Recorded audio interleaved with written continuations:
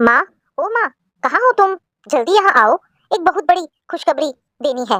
नेहा की खुशी से डूबे हुए स्वर उसके कानों से टकराए तो सुषमा बिस्तर छोड़कर उठने लगी, क्योंकि वह यह अच्छी तरह से जानती थी कि अब अपनी खबर सुनाए बगैर वह उसे छोड़ेगी नहीं। माँ, माँ मैं बहुत खुश हूँ, आप भी खबर सुनकर बहुत खुश होंगी।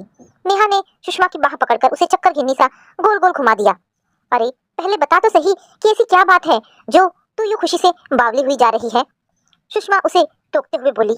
माँ, अभी अभी प्रिया के पापा जी का फोन आया था कि अपनी प्रिया माँ बनने वाली है और उसकी गोद भराई की रस्म के लिए हमें बुलाया है। उन्होंने ये भी कहा है कि सबसे पहले आप ही प्रिया की गोद भरेंगी। मैं जाती हूँ ये खबर नकुल को सुनाने। कहकर नेहा नकुल के कमरे की ओर दौड़ पड़ी, जो संडे होने की वजह से अब तक सो रहा था।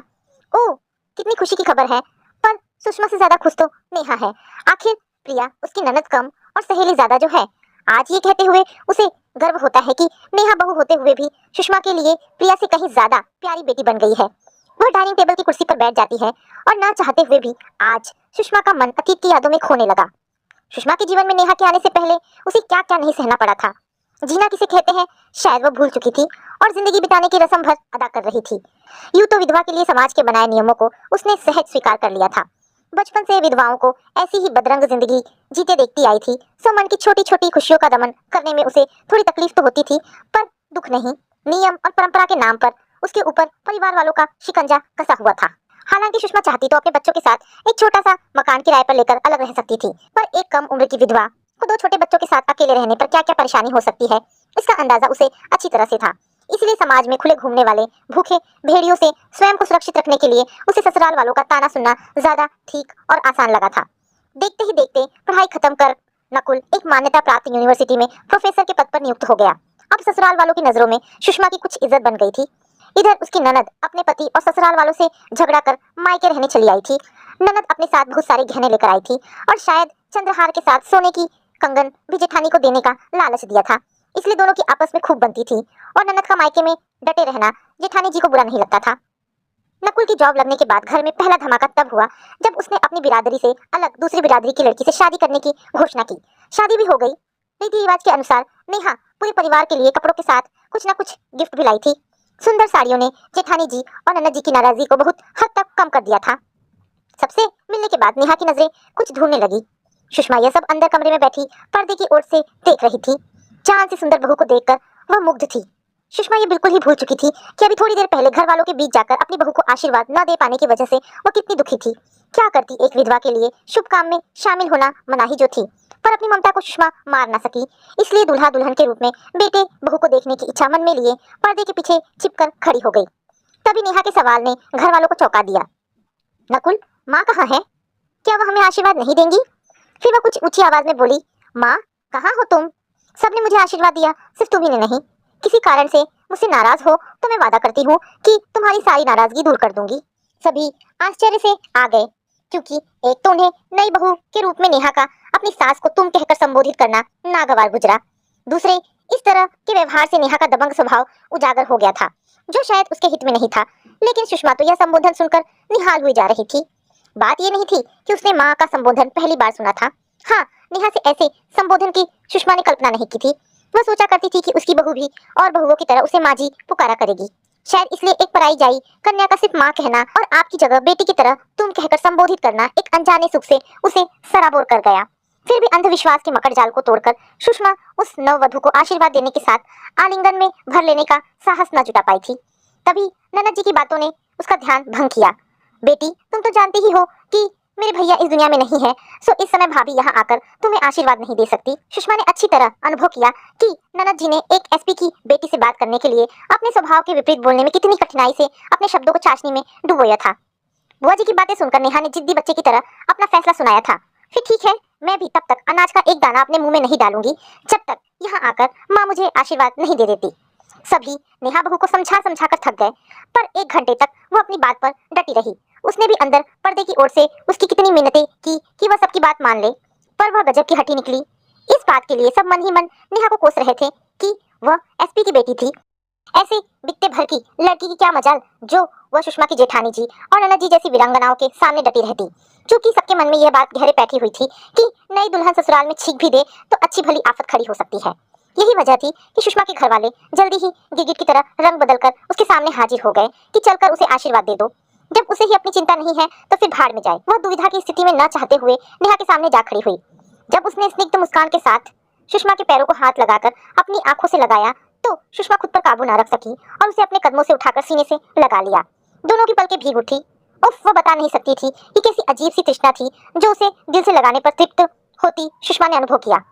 नेहा तो बिन माँ की बड़ी हुई थी, सो उसके पास इतना भावुक होने की वजह थी, पर उसका मन क्यों भर आया वह आज तक न जान सकी। शादी की अगली सुबह 5:30 बजे ही अपने कमरे के दरवाजे पर दस्तक सुनकर सुषमा ने दरवाजा खोलकर देखा तो सामने नेहा नाइटी पहने खड़ी थी। क्या बात है बेटी, तू इस तरह इतनी सुबह यहाँ? वह कुछ घबरा सी उठी। जवाब में उसने आंखें खोलकर भरपूर नजरों से उसे देखा और मुस्कुराते हुए बोली, माँ, मैं चाहती थी कि आपका स्नेहमयी और ममतामयी चेहरा देखकर ही मैं ससुराल में अपना दिन शुरू करूं। उसकी बातें सुन सुषमा को अजीब सी अनुभूति हुई, क्योंकि अब तक अपने लिए वह यही सुनती आई थी कि सुबह सुबह विधवा का मुंह देख लिया बड़ा अपशगुन हो गया। अब जब रोज नेहा का दिन सुषमा का चेहरा देखकर शुरू होने लगा तो धीरे धीरे उसके मन में यह वहम निकल गया कि उसका चेहरा देखने से किसी का अमंगल भी हो सकता है। नकुल की शादी के करीब महीने भर बाद उसके एक करीबी दोस्त अभय की शादी की पहली सालगिरह थी। इस मौके पर पूरे परिवार को इनविटेशन दिया था। अभय के घर जाने के लिए उस दिन सभी लोग बन सवर कर तैयार हो गए थे। सुषमा भी झटपट एक सफेद सूती साड़ी बांधकर तैयार हो गई। अजय जी के गुजरने के बाद से घर हो या बाहर यही सुषमा का पहनावा था।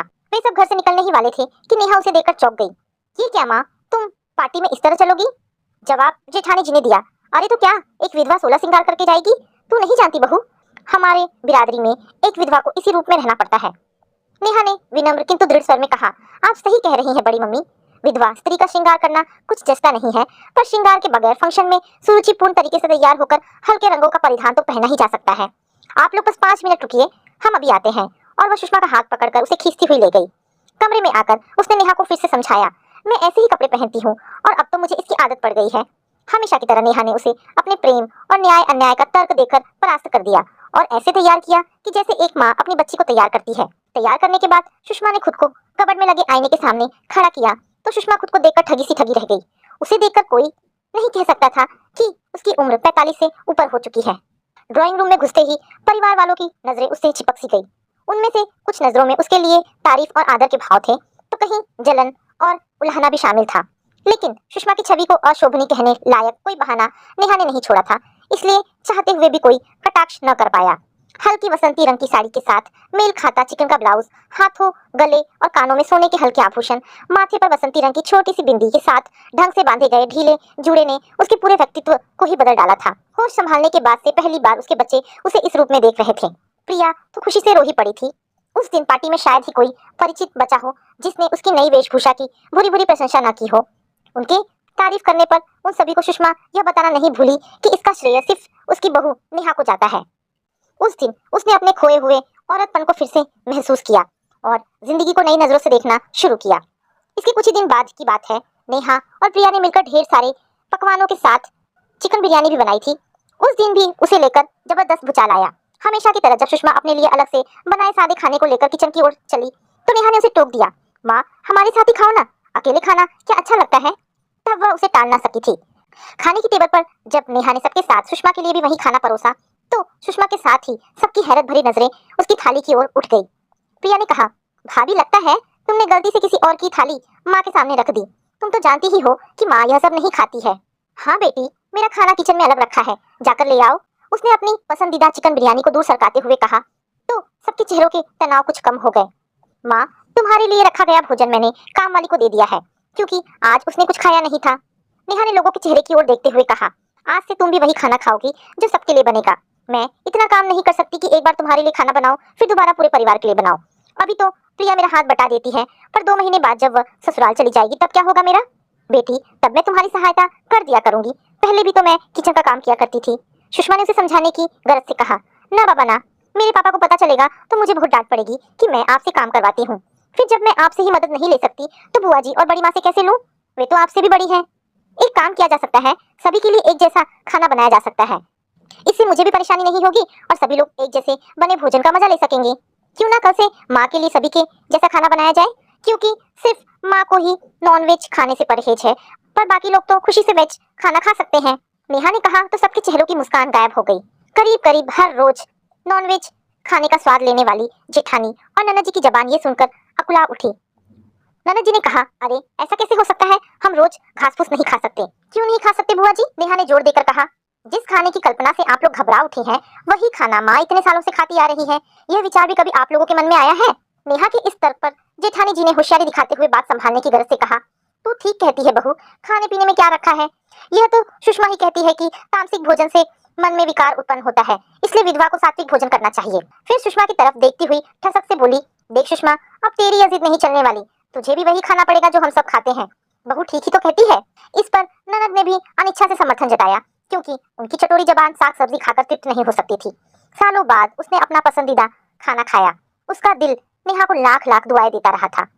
सुषमा के साथ प्रतिबंध और नियम कानून का आखिरी दौर प्रिया की शादी में खत्म हुआ। शादी से एक दिन पहले प्रिया जोर जोर से रोए जा रही थी। पहले तो सबने ये समझा कि मायके से बिछुड़ने का गम उसे सता रहा है, पर बात कुछ और थी। नेहा के बहुत पूछने पर प्रिया ने बताया कि उसे इस बात का दुख है कि माँ चाहते हुए भी उसकी शादी नहीं देख पाएगी। पापा तो थे नहीं, माँ भी शादी के मंडप में मौजूद नहीं होगी। जब नेहा ने घर में ऐलान किया कि प्रिया की शादी के मंडप में माँ भी बैठेगी, तो घर में मौजूद महिलाएं भड़क उठी कि विधवा की मौजूदगी से शुभ काम में अमंगल होगा। बुआ जी ने कहा, नेहा बहू, तुम्हारी हर उल्टी सीधी बात मैं अब तक मानती रही हूँ, पर इस बार तुम चुप ही रहो तो अच्छा है, क्योंकि तुम्हें इस घर के रीति रिवाजों का पता नहीं है। अपनी मर्यादा में रहा करो और मुझे अपने एसपी पापा के ओहदे की धौंस मत दिखाओ। हद हो गई। बस यह चिंगारी काफी थी। प्रिया को बैठा छोड़ नेहा तनकर खड़ी हो गई और जो बोलना शुरू किया तो सभी को काट मार गया। बोली, आपने सही कहा बुआ जी, आज तो सच में हद हो गई। यह सही है कि मैं ठीक से आपके रस्मों रिवाज को नहीं जानती, पर मैं खुद एक औरत हूँ, इसलिए एक औरत की भावना को अच्छी तरह से समझ सकती हूँ। छोटा मुंह बड़ी बात कह रही हूँ, इसलिए क्षमा कीजिएगा। मैं ये कहे बिना नहीं रह सकती कि जो नियम और कायदे कानून माँ पर लागू होते हैं, वे सब आप पर भी लागू होते तो ज्यादा अच्छा होता। माँ विधवा होने का जो कष्ट भोगती आ रही है, उसमें उनकी कहीं कोई गलती नहीं है, क्योंकि यह कुदरत का नियम है कि जो जन्मा है उसे मरना है। पर आप तो जीते जी फूफा जी और अपने बच्चे को छोड़कर चली आई हैं। आप ना तो अच्छी माँ साबित हुई, ना ही एक अच्छी पत्नी। फिर आपके लिए संसार की हर सुख सुविधा, साज श्रृंगार, खान पान और हंसी मजाक वर्जित नहीं है? क्यों? सिर्फ इसलिए कि आपकी मांग में सुहागन होने का लाइसेंस चमक रहा है? सभी हैरान होकर नेहा के तर्क को सुन रहे थे। यद्यपि वह सुषमा के हितों के लिए ही सबको चुनौती दे रही थी, फिर भी सुषमा ने उसे चुप होने के लिए कहा। नेहा बेटी बस कर, तू भी। इशारे से उसे खामोश करते हुए नेहा बोली, माँ बस, आज मुझे जी भरकर कहने से मत रोको। आज के बाद मैं इनसे कुछ नहीं कहूंगी। बड़ी माँ और बड़े पापा, आप लोगों ने भी बुआ जी को सही रास्ता न दिखाकर उल्टे उन्हीं का पक्ष लिया। दुख तो इस बात का है कि हम ये समझ ही नहीं पाते कि पति के गुजरने के बाद तो वैसे भी स्त्री जीते जी मर जाती है। जो थोड़ा बहुत सुख उसे मिल सकता है, उससे भी हम धर्म और परंपरा के नाम पर ये कहकर वंचित कर देते हैं कि यह सब विधवाओं के लिए नहीं है। फिर बुआ जी की ओर देखती हुई वह बोली, बुआ जी, मैंने अपनी मर्यादा और हदों को कभी पार नहीं किया और ना ही कभी करूंगी, परंतु इसका उल्लंघन भी अपने ससुराल को छोड़कर आप ही ने किया है। मेरे लिए खुशी की बात हो सकती है कि मेरे पापा एक नामी पुलिस ऑफिसर हैं, पर ना तो इस वजह से मैंने किसी पर रौब गांठा है। अगर मेरी कही बातें आप लोगों को गलत लगी हो तो मैं हाथ जोड़कर आप सभी से माफी मांगती हूँ। सहसा तालियों की आवाज से सुषमा वर्तमान में आ गई।